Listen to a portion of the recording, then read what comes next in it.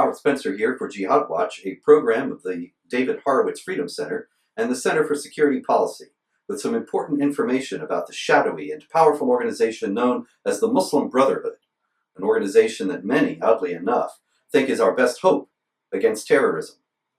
Is the Muslim Brotherhood a terrorist organization or one of the world's foremost bulwarks against terrorism? Numerous mainstream terrorism analysts in Washington contend that it is the latter, but they have to ignore a mountain of evidence to do so. Arguing recently in the Washington Post that Congress should not designate the Muslim Brotherhood a terrorist organization, Mark Lynch of the George Washington University and the Project on Middle East Political Science asserts that the Muslim Brotherhood's firewall against extremism was what he calls a very real thing in the decade following 9/11, but that now, because of the Assisi government's crackdown on the Brotherhood, the key mechanisms by which the firewall operated have now dramatically eroded. Lynch notes that prior to the Arab uprising, I argue, that is Lynch, that mainstream Islamists served as a firewall against more violent extremists.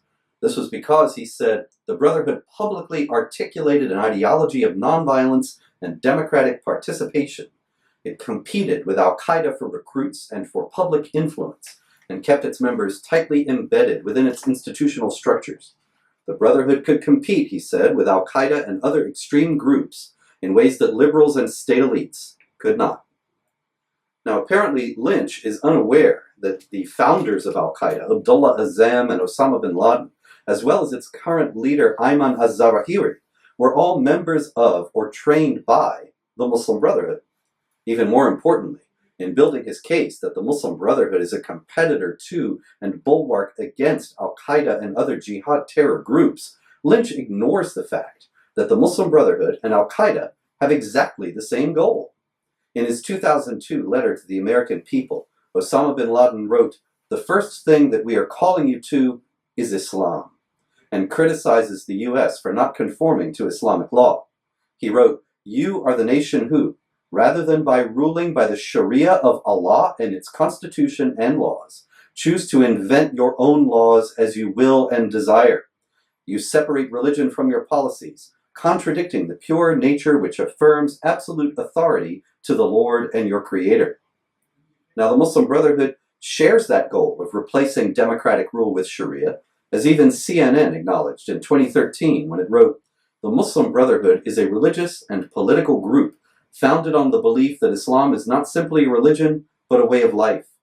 It advocates a move away from secularism and a return to the rules of the Quran as a basis for healthy families, communities, and states."